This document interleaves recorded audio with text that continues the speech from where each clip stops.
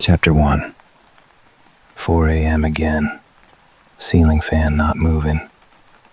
I hadn't slept past 4 in 3 years, and I told people it was habit. 13 years of graveyard tours will rewire a man. Lie. It was Tex.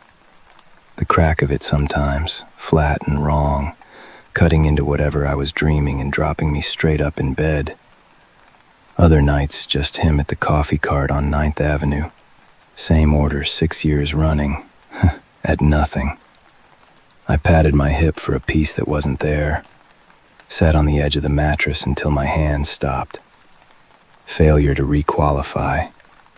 That's what they put on the form. The eval doctor asked me to walk through it, and I gave it to her straight. No polish.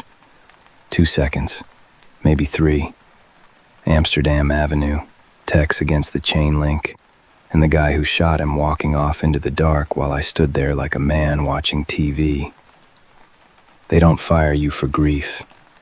They fire you because next time it might not be your partner who eats it. Might be you standing there again, frozen, and somebody else has to explain it to your kids. I signed the papers. Didn't fight it. Callaway Investigations. Gold letters flaking off glass above a laundromat in Bay Ridge. Cheating husbands. Insurance claims that didn't smell right. A runaway kid now and then who mostly wanted somebody who wasn't a cop to find them first. I worked all of it like it was a body in a dumpster. The badge was gone. The unit was gone. What was left was mine. Don't let the file go cold just because nobody downtown gives a damn anymore. First Sunday, every month, Staten Island. Tracy Clifford's kitchen. Chelsea at the table doing long division. Georgetta sliding crayon horses across the placemat, telling me they'd be real ones someday. A whole stable of them. I never told Tracy what I actually saw in that alley. Just showed up. Tex would have shown up for my girls. 9:04 by the microwave clock when the knock came. 2 hard raps, a pause. Cop knock. The kind that doesn't care if you're home. I opened the door on Marcus Webb in a wool coat that cost more than my rent. 3 days of stubble. Eyes like he hadn't blinked since Tuesday. He didn't say hello. Dropped into the chair across my desk like he'd been sitting in it for years. We got a problem. Good morning to you too. I need somebody who still thinks like a cop. He looked at the water stain on my ceiling like it offended him personally. Not somebody filling out DD5s. Sal Renzetti. 2 rounds between the eyes, DOA, in a drawer at the morgue Tuesday night. Empty drawer by Wednesday morning. No forced door. No alarm trip. Just an empty hallway on a loop for 6 hours of tape, and then a shift change that noticed the wrong thing missing. Can't touch it official. Webb's jaw worked. Too many guys downtown waiting to watch this go sideways so they can build a career off my back. I need you off the books, Nate. I didn't say anything.